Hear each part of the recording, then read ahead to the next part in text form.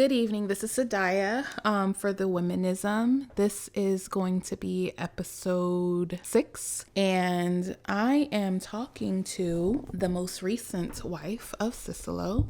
Her name, whenever she's ready to hop on. Hi, I'm Shimmy, newest wife of Cicelo. Newest wife. Okay, so how long have you guys been together? I know this because I'm here, but for the people that don't. I've known my husband for 5 years. We've been married 6 months this week. Awesome. So 6 months. Why did it take so long? We reconnected. We weren't all here and there. Then we reconnected and we jumped right into it. Okay. As to not waste any more time. Awesome. When were you first introduced to polygyny? I would say it's always something I've been aware of. As far as for myself, I was just like, okay, I could probably do this. Probably 2016-ish. Okay, so still give or take. Gotcha. And what did it look like to you in comparison to now being in it? Oh, I can answer that. My perfect ideal dynamic was going to be me, my husband, one other wife, and that was it. Okay. And now I am here, me, my husband, 4 other wives, and a plethora of children that I love so much. Is it excessive? Do you think that it's excessive?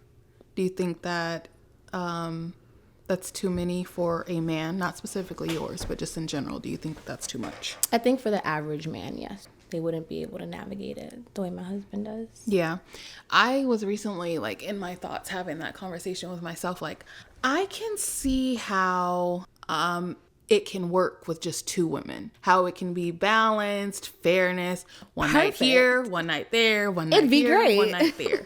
I get it. What I see in a lot of polygynous unions is, and I used to be one that advocated for this, is separate houses, because the way one person runs a household, another person might not run the household. And I used to be like, yeah, I want my own home. They can have their own home. But I think that one of the things that I can own up to now is probably because you don't want to see it. You don't want to see him with the other woman. But is that really accepting polygyny? If you don't want to see it, is that accepting polygyny, or is that tolerating? It's tolerating it. I understand why for some families that would work. It was never something that for me was appealing, because I didn't feel like I was forced into wanting a polygynous dynamic. It was my choice.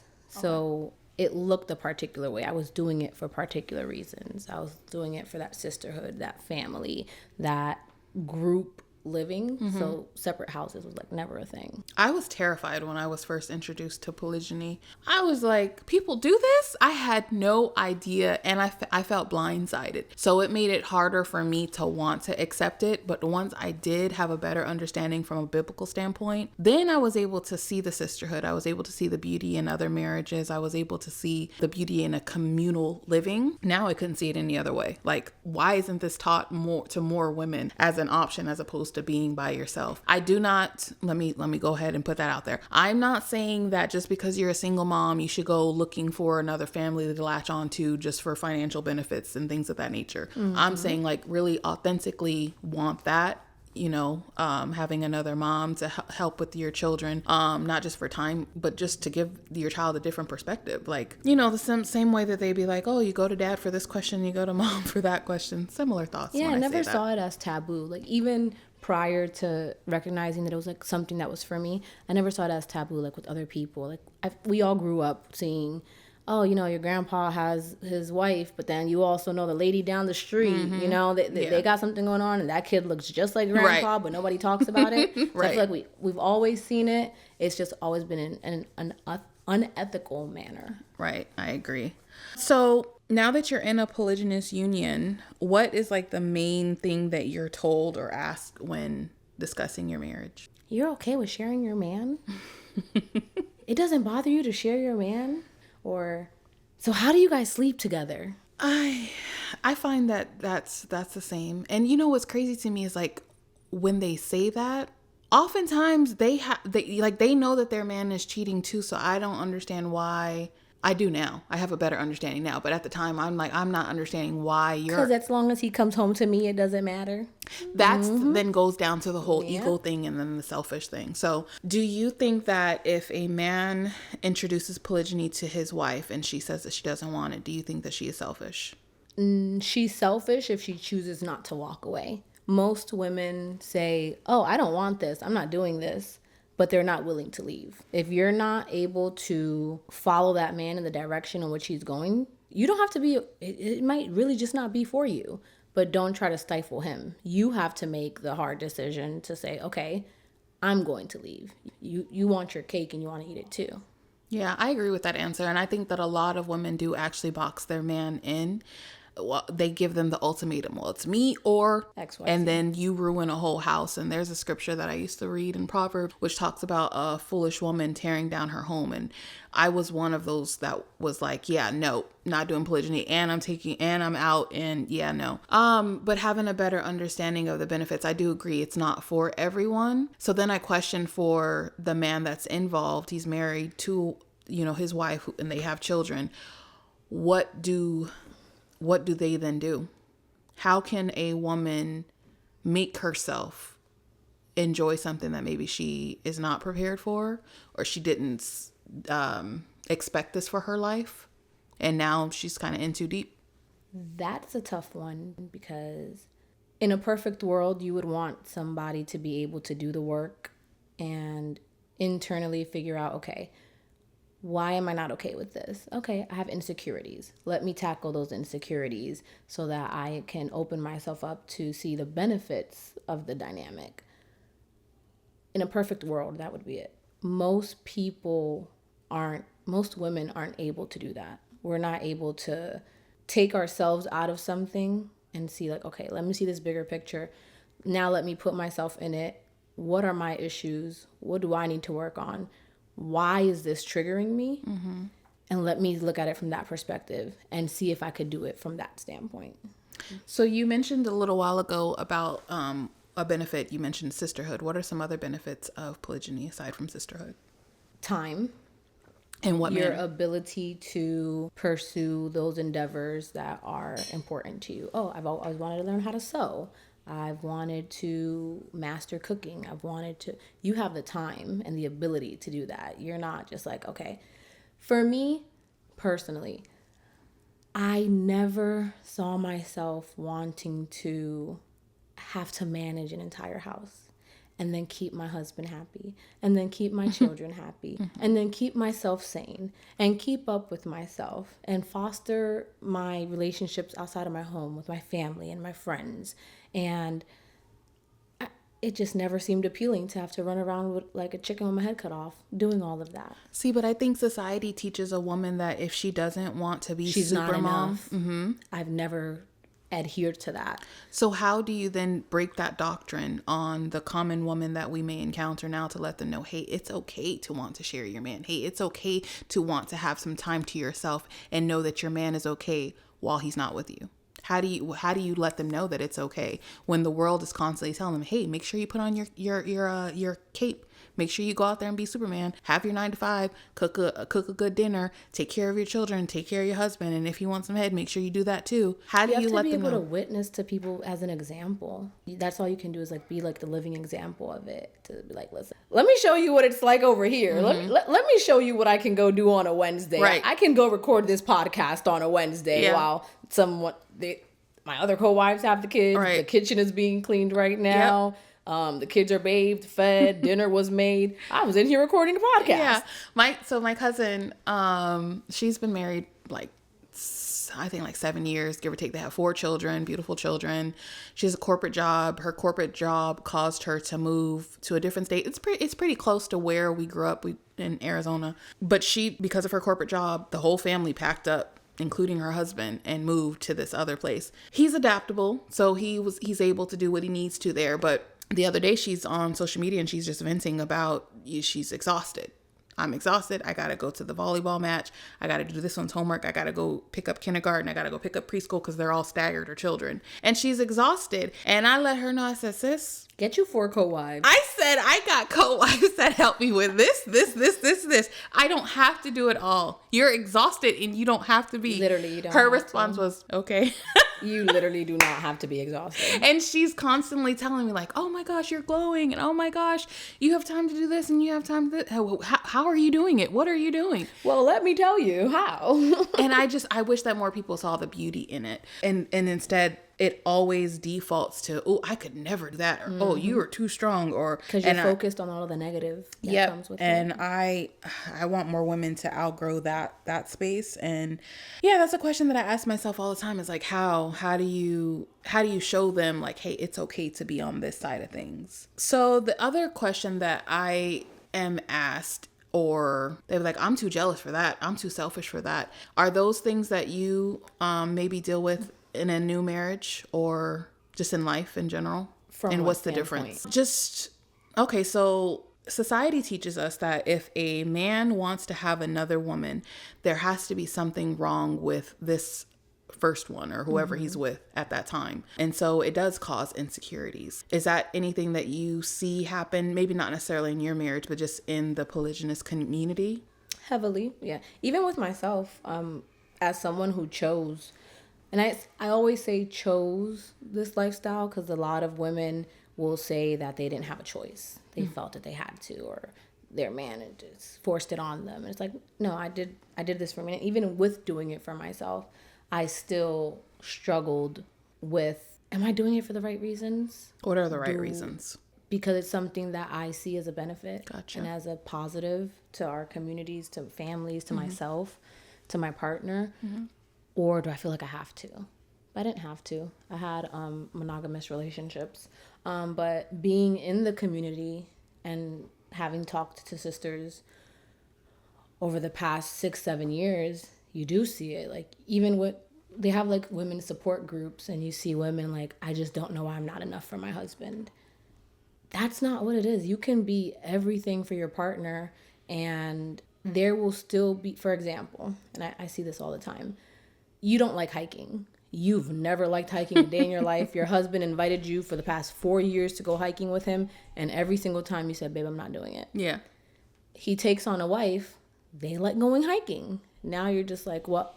Why can't we do that together? Girl, for 4 years, that man tried to get you to do it and you didn't want to. Right. So it's not that you're not enough. It's just that no one is ever going to be everything for somebody. You have a lane, and sometimes those lanes might merge, and sometimes they don't. There's things that I don't like cooking. I don't like cooking. My co-wife, Bina, loves cooking. Girl, have fun. Right, take my days Enjoy. Too. Do you want to cook on my days too? Do you want to make lunch today? Because I don't want to be in this kitchen. Gotcha. But you do the comparison thing. You're like, well, am I not enough? No, you're going to fulfill your partner in different ways. Everyone's going to fulfill them in different ways. So what would you tell to a wife or maybe an incoming woman who has these, how do you overcome those? First of all, get in your word, scripture. That helped me check myself on a lot of the issues that I was having early on, as far as comparisons and, am I enough? Am I going to fulfill him? He already has all these wives. What can I possibly do for him? You have to, even if you feel you don't have a lane, create your own lane. Try and create your own lane. It's like you have to have tunnel vision at first. Just focus on you and your partner so that you can figure out, okay, this is where I'm at. This is where we're good. This is what I can do. That way, when you see all those other lanes, you're not like, fuck, I don't do that. I can't do that. I can't do that. It's really something internal that you can't allow the noise around you to dictate your feelings and your thoughts, and you got to just really check yourself. So what if you have a lane with your husband, or you think you have a lane with your husband, but your husband's not coming over to that lane? What do you do then? What would you tell a wife to do at that point? What can she do to not look at the other lanes? First, I'm going to cry about it. And then after I cry and have my mental breakdown and bring myself back from it, And I've had this conversation with my husband, like, I picked you for a reason. Like, I wasn't just bored and was just like, let me just go add somebody else. Like, no, you're here for a reason. And if you know the person that you're with, you'll know, like, okay, is this person keeping me around for shits and giggles because I just look cute here? Or is there a purpose? And if you know that you're with an intentional man, and it's so easy to say it in theory. It's real easy. It sounds good. Yeah. But when you actually have to put it into practice, like, you really got to hone in on the fact, like, okay, my husband's an intentional man.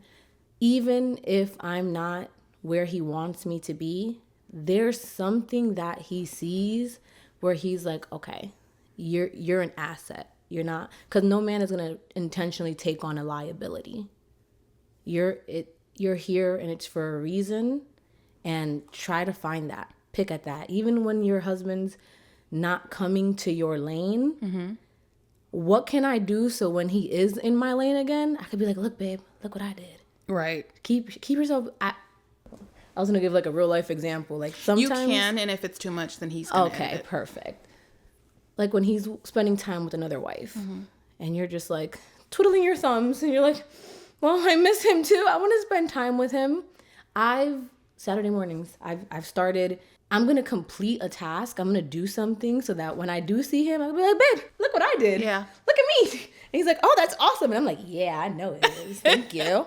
Things like that. Like, you have to just keep working on it. Figure it out. I agree. There's another polygynous family that I follow on social media, and the wives, they've been with their husband, I don't know, like 35, 40 years between the both of them. And that was one of the things that they were saying, like, find something to keep yourself busy. Pick up a new hobby, read a book, go watch a TV show. And I do find that until you're able to do that naturally, forcing yourself to do something like a task, a to-do list, I think that's dope, to keep yourself from drifting, because women, we like to drift. Okay, my next question is, okay, so you answered about jealousy in a union. Do you have any fears, past or present, when it comes to this type of dynamic?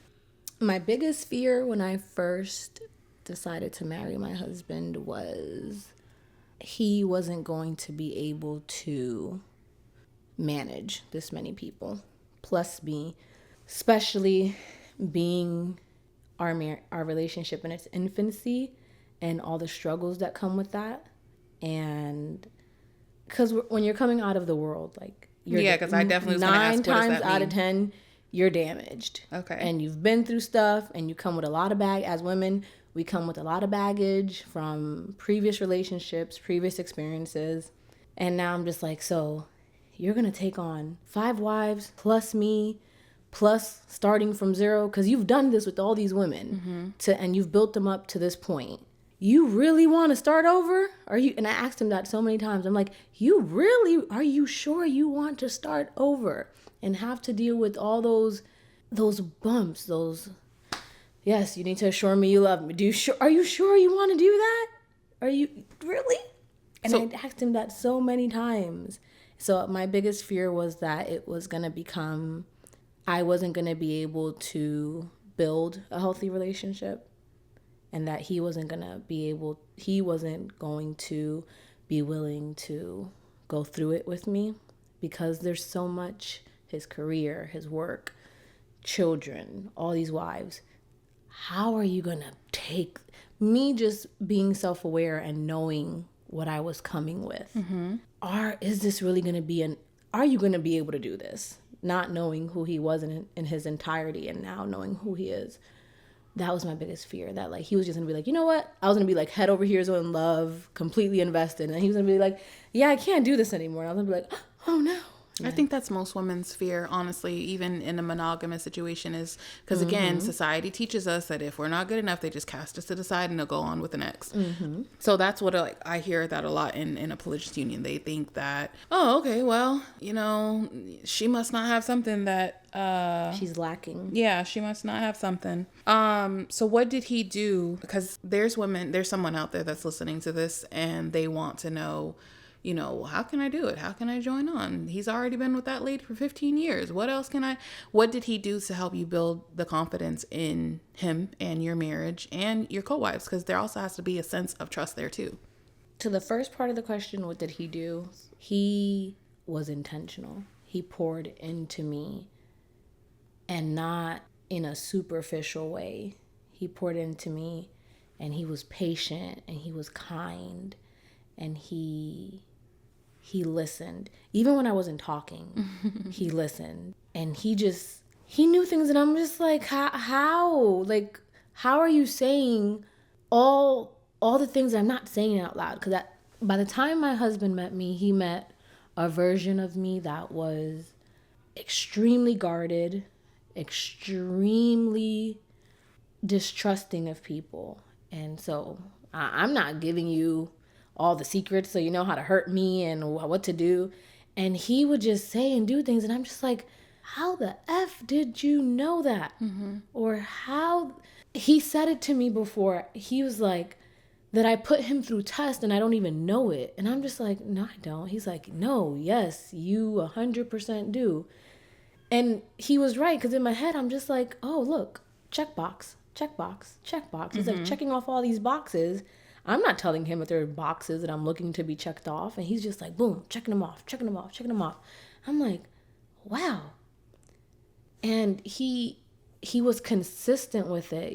Some men, they can put on a front for a time in a season, and then it kind of just, they can't keep up with it. He's consistent. He knew what I needed even when I didn't know what I needed, and he just kept nurturing that and fostering like a very safe space for me. How does a woman free fall to allow that? How do you allow that space to be? I can't tell you, 'cause I didn't do it. I did. No, really, I don't know. It just happened. And I don't know when it happened. Because I see your eyes tearing up as you're talking about him, and I'm married to the same man, so I understand those feelings and the space that you're coming from. And then I just realized, happy 6-month anniversary. Thank you. But I realized that when I introduced you and him together, he and I had been together for like about 6 months. And so I remember that intensity, because now I'm going on my 6th year of marriage, and I remember that intensity at 6 months. I wanted to share him with the world, and I know that my point of view is so much different than other women, but when it comes to bringing in another wife. But for me, it was like, this man loved me to life. When I met our husband, I was at the lowest part of my life. I had just lost a son from a previous marriage, and I, was suicidal. I was battling my faith. I was battling the world. I felt very alone in the world when I met him. So I can't necessarily say I was guarded. I just like, here, I need help. I'm ready to just collapse. And I always say he loved me to life. He poured into me. So when I am now coming up for air and I'm able to see the world for what it is, I want more women to experience this. I want more women to know this kind of love, because at the time, I didn't really see any like polygynous unions that I could pull from that were successful, that were happy, that didn't have strife, that didn't have drama, didn't have this, didn't have that. Even monogamous relationships, I don't know too many that could have brought their wife back in the manner that he brought me back, in the way that he was there for me to fight through all the battling that I was going through against myself, and just mentally and spiritually. So I get that. And I can't really say anything that I did specifically either, other than just to be teachable and just observant and watching him, and then just kind of like not getting in the way of whatever it was that he was doing, with me, specifically me, like what and how he was going about those things. But I love that for you. Yeah, thank you. I love that for me it. too. Okay. My next question for you. What advice would you give to a woman that is considering joining onto a family? What could she do to make it easier on the existing wives that's there? And then my second part of that, is there anything that you would change about what you did when you came into the family? No politically correct answers, by the way. This is advice for the person coming in with good intentions. 'Cause Yes. I know that everyone's intentions are not good. Some people have malicious intentions. Some people just have nasty spirits on them, and they're coming in from that space.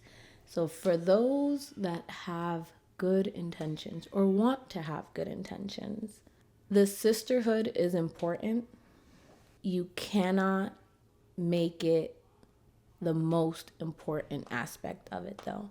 That oftentimes was my downfall. I went into it solely feeling like I had to make this woman comfortable, or like these women comfortable, at the expense of me and my comfortability and what my boundaries were and what I was okay with, and at the expense of building a genuine relationship with this man that I'm interested in. And having always, I've never been a first wife, having been on the potential, being the potential coming into the family, you lose sight of that. Like, your relationship with this man is important, should be the most important thing, because without him, everything else is not going to be there. Yes, go. I lost the train of thought that I had. So, hold on. Build that sisterhood. Without it, you're going to put yourself on the outside versus, okay, this is a unit thing. This man should be everyone's focus. But don't lose your boundaries because you feel that you have to appease everyone. You have to let it flow organically. You can't try to force it. You can't try to accept me. I'm here. No, it's just let it happen. You're going to, like for me, coming in with this many women, you're going to experience so many different personalities. How are you going to, even with just one wife, how are you going to navigate this person that could be the total opposite of you?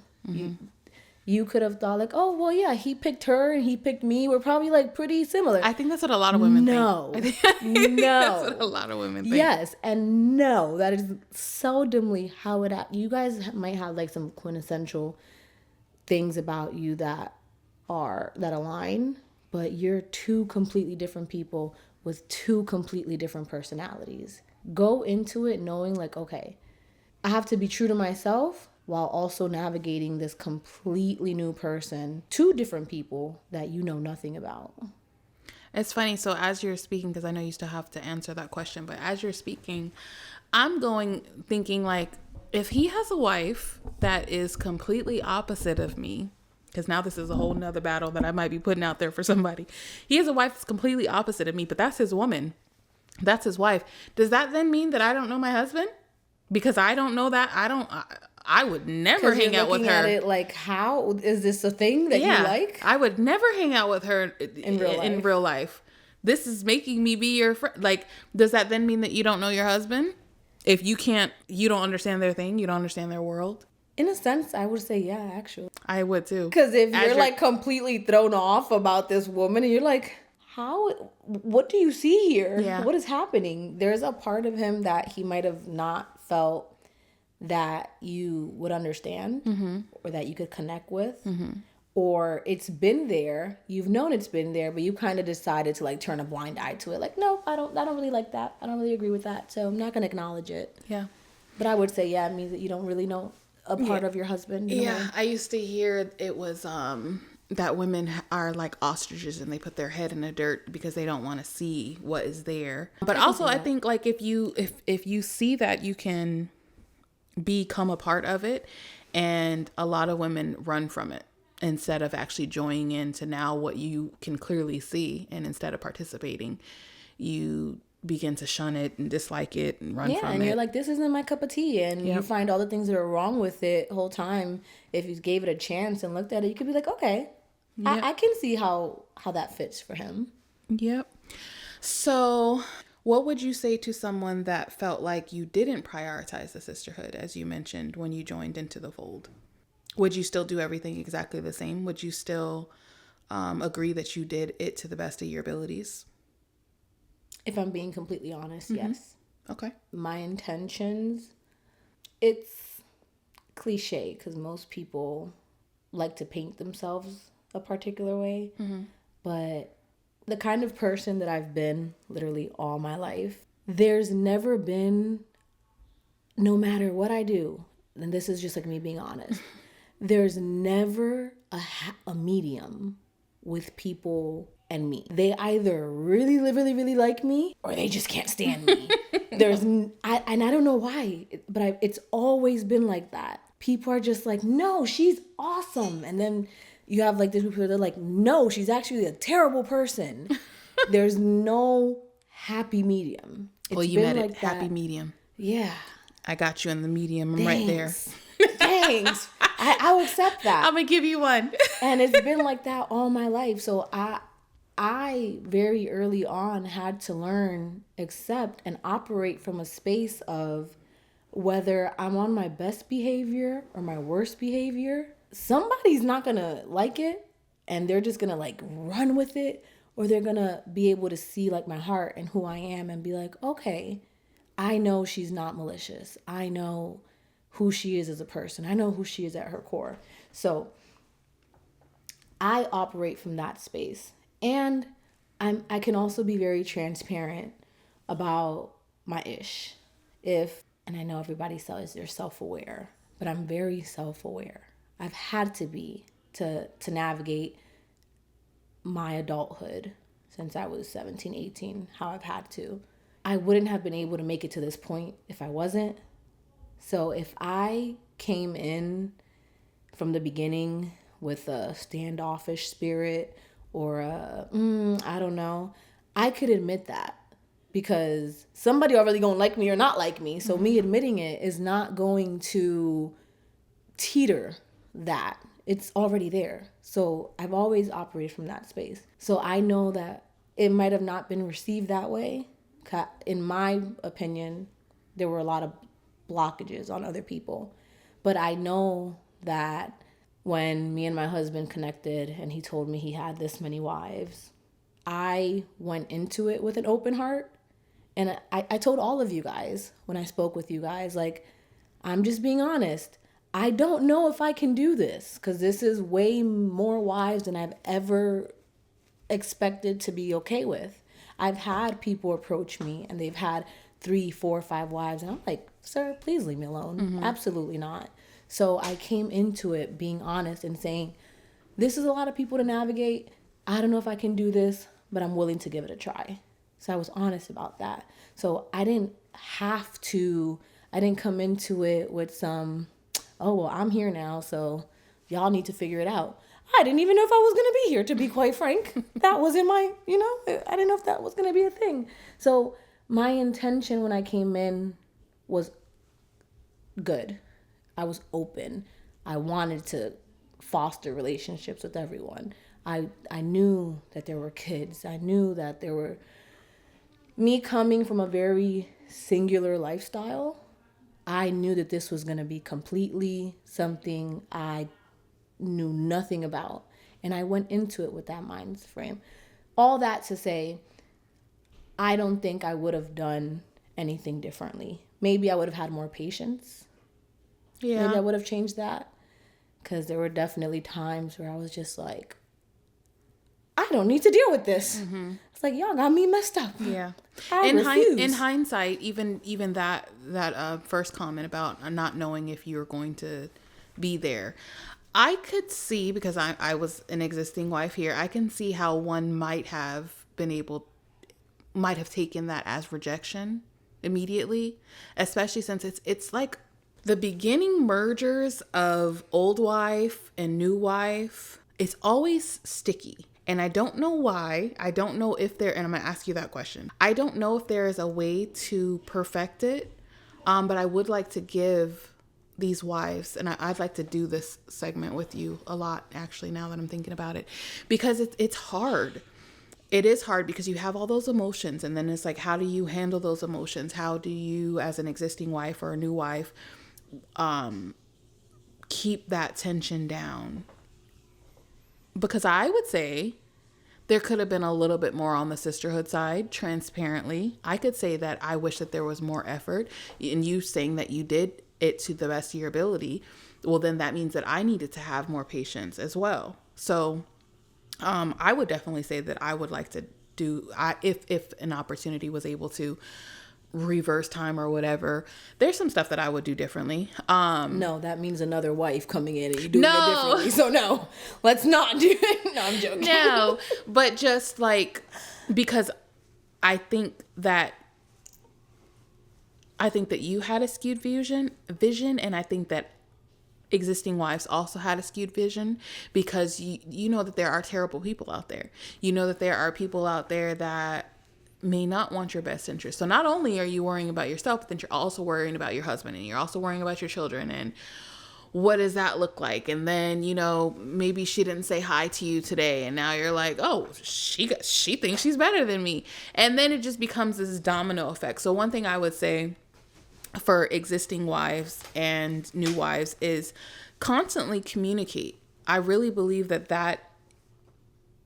I think that is missing in like a lot of dynamics, is the communication part of it, because you're thinking that, you know, she don't want to talk to you, and so now you have an attitude about it, but really she's scared that you might say something mean that's going to hurt her feelings. And I didn't realize that until you and I were talking a few days ago, and you had mentioned you know, having your own stuff that you were like working through and working out and coming to a marriage. And when you're already in it, you're thinking like, listen, you signed up for this. You should already be ready to go. Why? I wholeheartedly feel like that was your thing. And we bumped heads a bunch on that, because you kind of just kept beating into me like, well, you said yes. Yeah. You married him. Yeah. And I'm just like, ma'am, do you know that has nothing to do with it? And that you still have your struggles? That's why I didn't feel like you were able to like empathize with me. Because we were talking one time and you were just like, but I don't understand why this is so hard if you said yes. And I'm just like, because I'm human and I'm scared. Maybe that's why. Yeah, because I didn't see it like that, because most times, I'm not saying I'm perfect, but most times I try to put myself back into my beginning and what it was like. And your coming in was very different than my coming in, you know? So yeah, I agree that I probably could have been more patient with you on that end of it. At the same time, I was just about to have a baby, and you're like super clingy when you're pregnant and you want your husband, but my husband was not available so much because he had to pour himself into his new bride. And on that end of it, I needed to be more patient also with him. But I took that into consideration too, though. Yeah, but when you're living in it, it doesn't look like you're putting that into consideration. Are you able to see now, though, that I was being, if you had to be honest? If I had to be honest, there are times, yes, and then there's other times, no. Like, she doesn't even care about me. I'm just over here by myself. And yeah, so no. There were times that I was able to be like, yeah, she's a sweetheart. She means well. And then there's other times I'm like, do they not even see me over here? And I'm big and ready to, like, I wasn't going to come here all of December being considerate. See, but then I wanted you here because I knew that you guys were, I think you guys were already married at that point. Yeah, you guys are already married at that point. So that's the only reason I came, is because you invited me. Yeah, I wanted you to be a part of that. And whatever that looked like in whatever arena it was. On that end of it, that is like being selfless. And still wanting my husband to be happy, and still wanting my co-wife to know, like, look, you are welcome here. You are loved here. There just needed to be some balance. And I think communication could have improved our beginning, because I'm like, oh, she just wants him all to herself, and she doesn't even realize that we miss him too. And it was just a lot of that. And then everybody processes things differently too. It's something but when you're in the thick of it, it's hard to realize, like, my need might be different than your need. So though you said yes, you might still have questions and things that you're battling. Or when I said yes, I was able to commit to it, I was able to empathize with the first wife because of my past experiences, where that might not have been necessarily the case for you, or it was, and you just process it and your actions are different on that end of it. I would say for any wife that's coming in, maybe lead with that instead of keeping it. I understand having trust issues, but maybe telling the other wives, like, hey, I'm struggling with this too. And it makes you more human. It makes you more of a sister. It makes you more of a woman.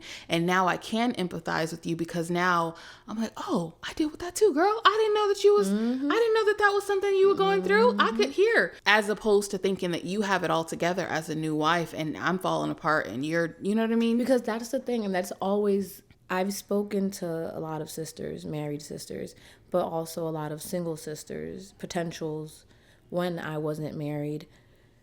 And that's always the motif with an initial wife is, you have it great. You're coming in here because you want to. I didn't want this, or I wasn't ready for this.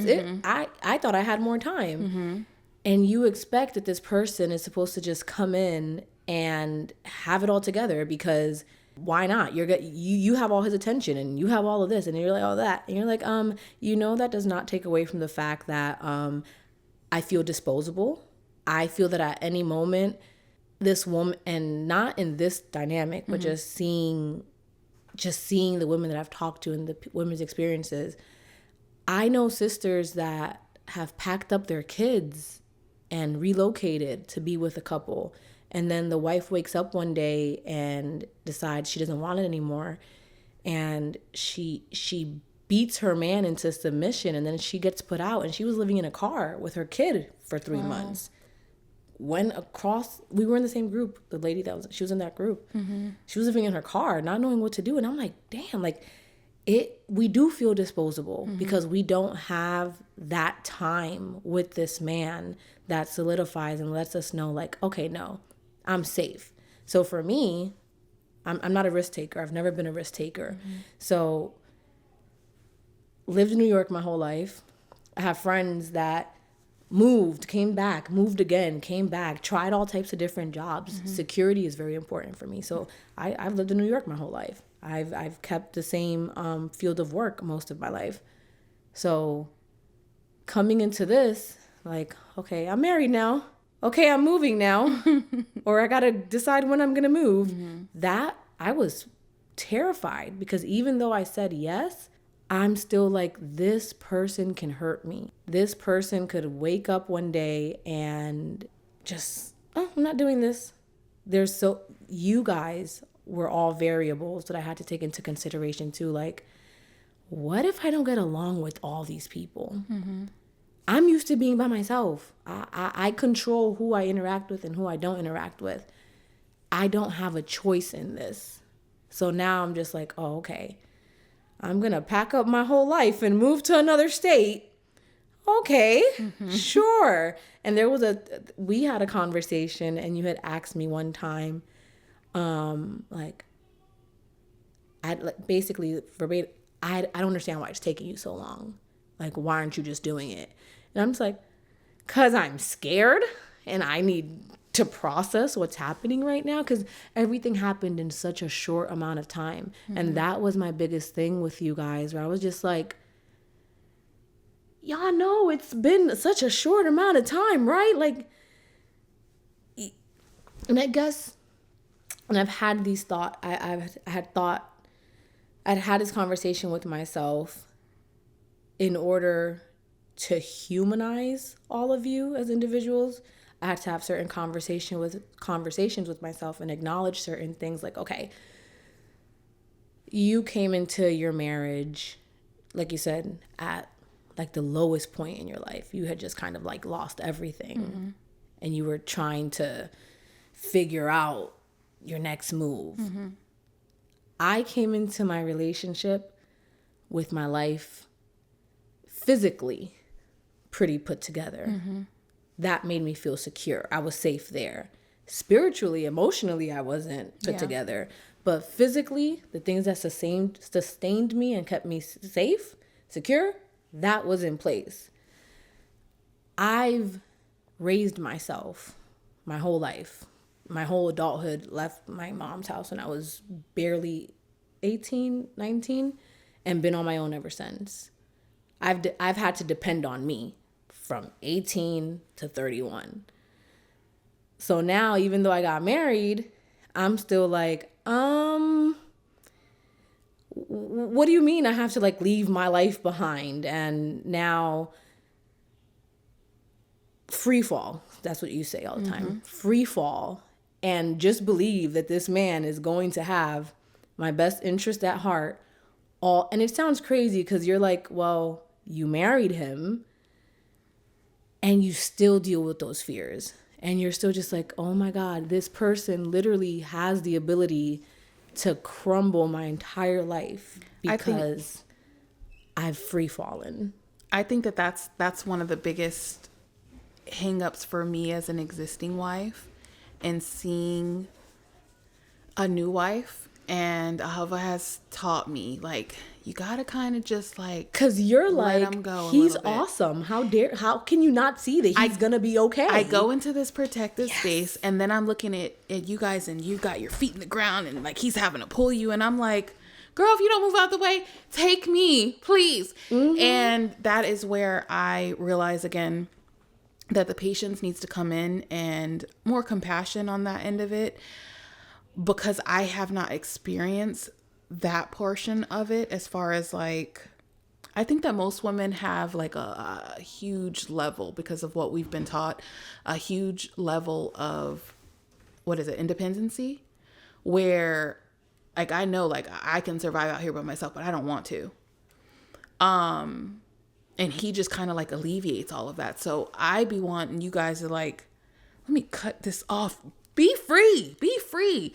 And when I see it looking like it's hard for him, it makes me sad and protective, like I said, because like, just go with it. Like, I don't understand. What is the issue? What? And so that was the question you hear me say, like, what is the problem? I'm like, he's there.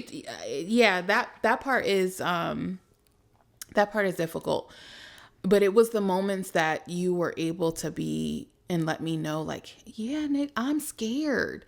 That I'm like, okay, I get where you're going. Okay, let me look on this side of it. Let me look through this lens. And now I have a better understanding of, oh, that's why you're giving him a hard time in that. Okay, I got it. Yeah, because to go from having to depend solely on yourself and you have your best interest, to meeting someone that makes you feel like, oh shit, like I can trust you. That's terrifying, because you're like, no, you can't.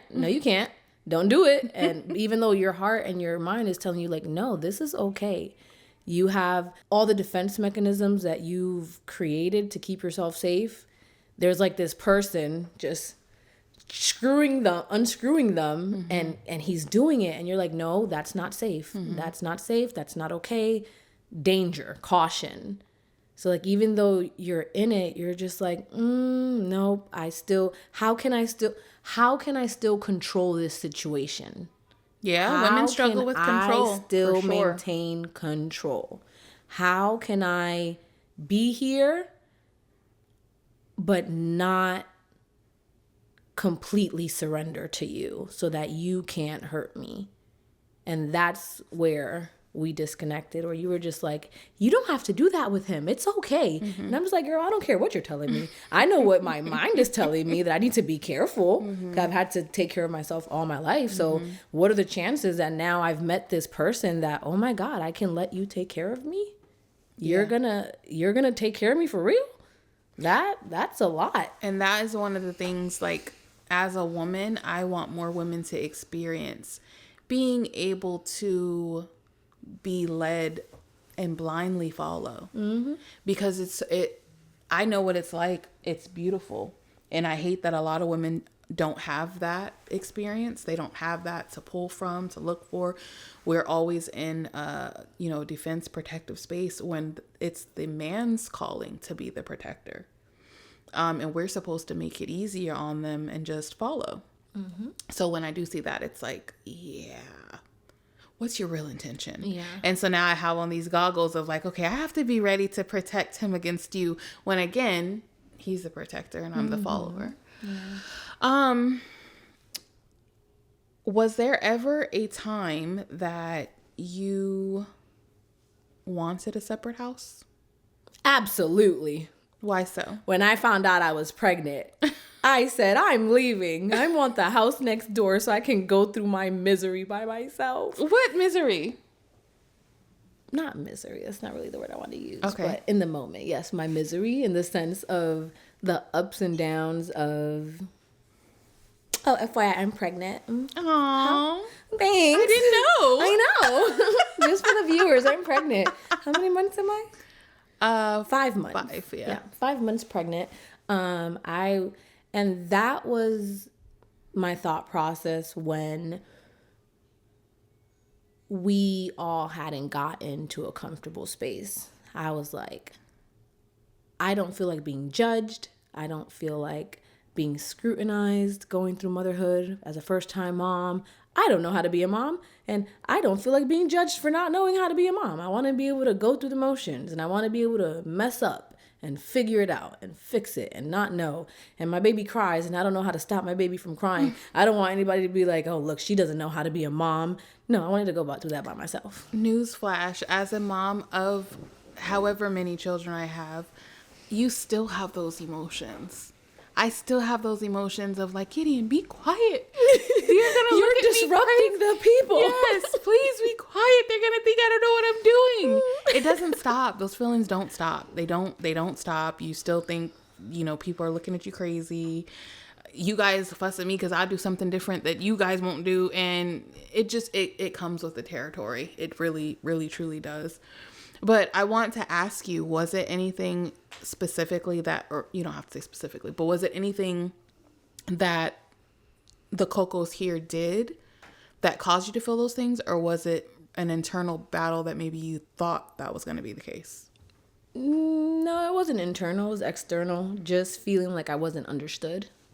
Feeling like there wasn't camaraderie and sisterhood and grace and patience and understanding. I felt before that I could beep the wrong way, and everybody's like, why is she beeping like that? And it's just like, oh my god, can I just Somebody beep? shut her up. I feel like I could take the wrong step, and it's just like, you see what she did? Yeah. I told you. And it's just like, all I did was walk. Can I have a moment? That's something that I think existing wives it really is a battle. It's a battle amongst wives, and I hate to say it like that, but existing wives do need to let up. You have to let up when a new wife is coming in and let her find her footing, because if you don't let her find her footing, then you'll never be able to see the beauty that your husband saw in her. And now you have strife between you and your new wife, and between your husband, because you're also giving him a hard time and you're not allowing him to have that free space to grow with her as well. And I know from hearing other like marital stories as well as our own experiences that existing wives, because you're again going through your own stuff, that it makes it difficult. So that's why I would say to a new wife, because I wasn't the first wife here. I was the third wife, and I was the third wife.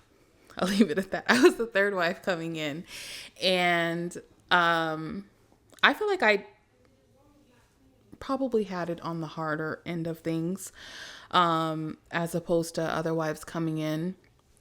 But if you have, and I do feel like that new wives should have compassion for the existing wives, even if you've never been in that type of marital space, at least as a woman, understanding those trials that an existing wife may have by your newness coming.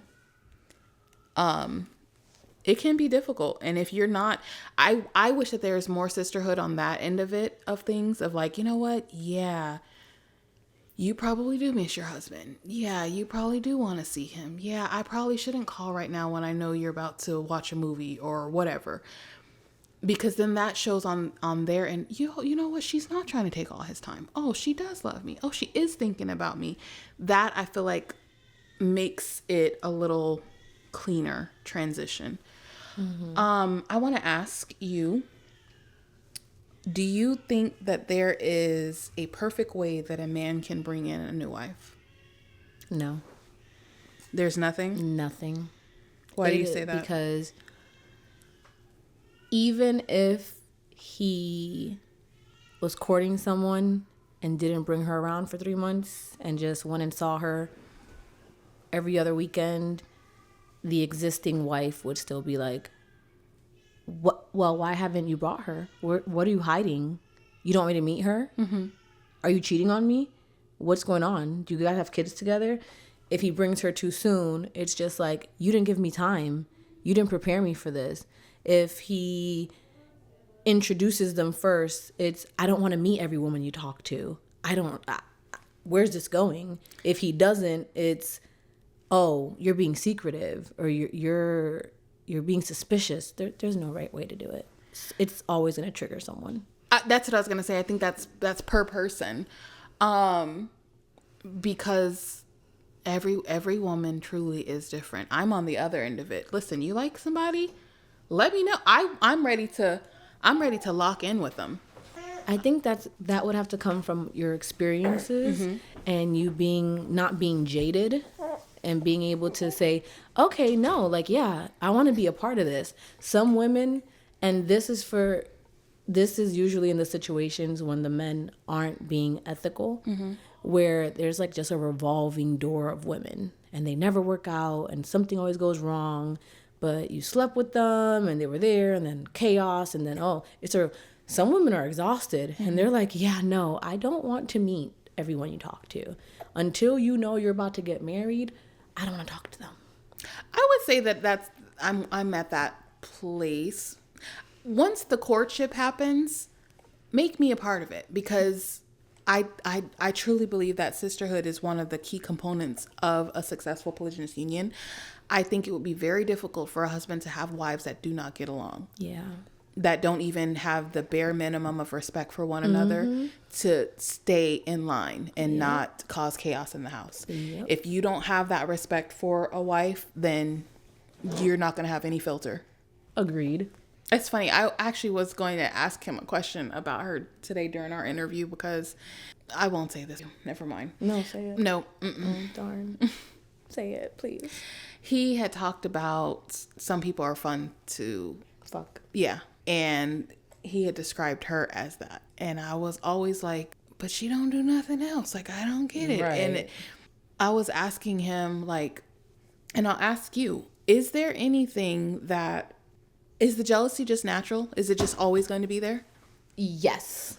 I think it's I know people are delusional and not being realistic when they say, you just shouldn't be jealous. That's not realistic. You're going to experience jealousy. You're going to experience anxiety. You are going to struggle. What you do with it is what's important. How you reel it in and check it and work through it is what's important. It's unrealistic to tell women, and I feel like people try to badger this into women that are in polygamous dynamics, of you can't experience jealousy. You will.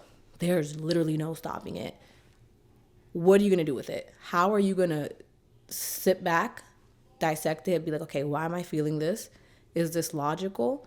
Is this illogical? If it's illogical, how do I work through it? How do I break it down and work through it? If there is some logic behind it, how are you going to approach your husband about it? Are you going to come from a space of, well, I don't get the or are you going to say like, hey, like, I'm struggling with this and I think I need XYZ from you? Not because you're giving it to XYZ, ABC, but I need XYZ. Can you help me work through this? And what if he doesn't? You go cry in a corner. You go cry in a corner, and then you think about it, then you bring it up one more time and say, but wait, let me talk to you one more time, please. Okay. And then, but you do have to check yourself about it regardless. And then what do you say to someone who is biblically based and knows that the word says that love is not jealous? We are damaged women. And until we can truly live by scripture because we're coming out of like centuries of trauma and a curse and being damaged, and generationally, like damage after damage after damage. So there are a lot of people that, you know, they're in the truth, and it's still a struggle to live by the word. Yeah. Or certain aspects of it. So until you can, there's a word for it, and I can't think of the word, but until you can like genuinely like encompass that, have that faith and truly believe that and be able to live by that, you have to check it. We're not, or a lot of us aren't the women of scripture. We want to be. We should be working towards being that. But even our husband says it all the time, like, we're fucked up. We are fucked up people.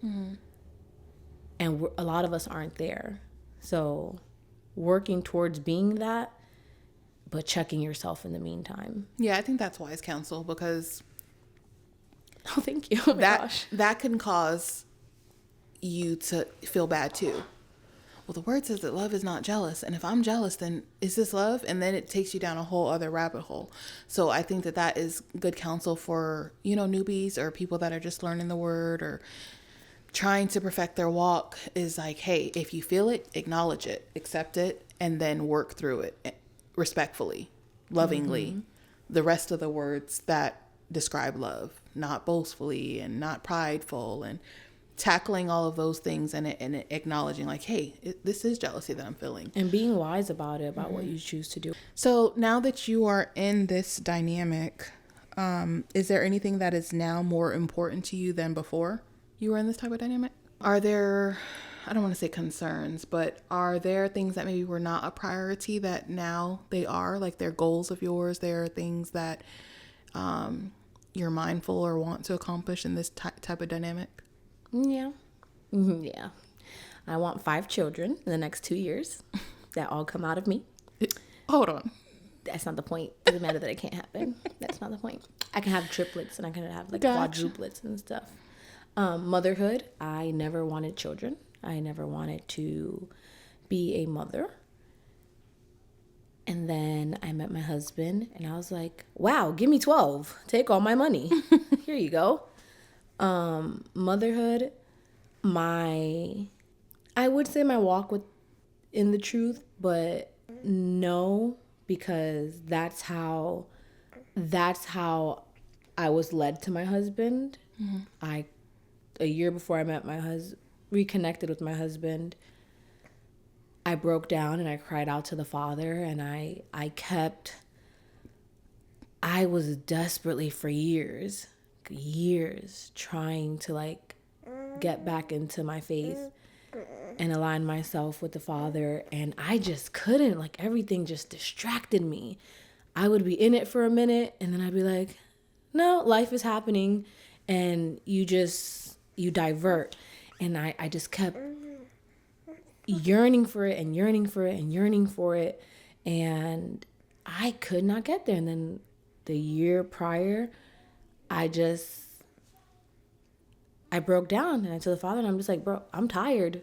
I'm tired. I don't have nothing else in me. I don't know what I'm doing. Ben not knew what I was doing. My bad. Sorry for trying to figure it all out without you. So just do what you will at that point. So I've been trying to prioritize that. But now being with my husband, I guess I can say that's another thing that I've wanted to, or am prioritizing, is living my life biblically in every aspect. What they say, being a Proverbs 31 woman, being a help to my husband. I've prioritized emptying myself of everything that I've told myself is okay for the past 15, 20 years, and acknowledging none of it was okay. None of it has been okay. You've been in survival mode, and now you're not. Now you're in this lane. Soft girl era. Yeah, literally. A spiritual soft girl era. I would say that are the 2 things that I'm prioritizing now. And wanting to learn how to cook. I want to know how to cook well. Awesome. Like really cook. I don't want to do it, but I want to cook for my husband. He'd be like, "Wow, this is awesome." And be like, "Thanks." I made it myself. I did it myself. Appreciate it. I made him a sandwich. He was like, "It was good." I was like, "Oh, mind you, it's a sandwich." I'm like, "Oh, but thanks." So yeah, those are the things I'm prioritizing. Honesty, I love it because that just comes down to like serving him, and there are ways that you can. Because here's the thing, like when it comes to polygyny, it seems like the topic is always sex, but there's other ways that you can serve a man and serve your husband and serve your family, and I think that I think it does boil down to the word and understanding what it is to be a woman and what it is to be a wife, and to accept and embrace those things lovingly and not begrudgingly.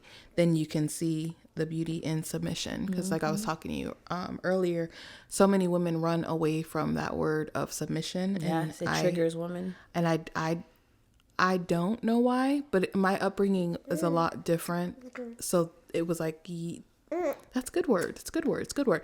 But what I missed and what the world taught is like, sometimes a woman can be subtly rebellious. And if you're subtly rebellious, then you're not submissive. And that still causes discord. So yeah, I am Agreed. I'm going to save the rest of my interview for a later time. I think that this was really good for new women coming in or women that are considering it.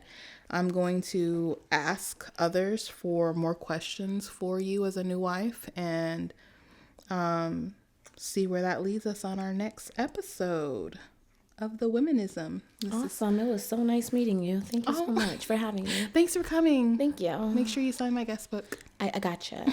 Good night, everyone. Bye.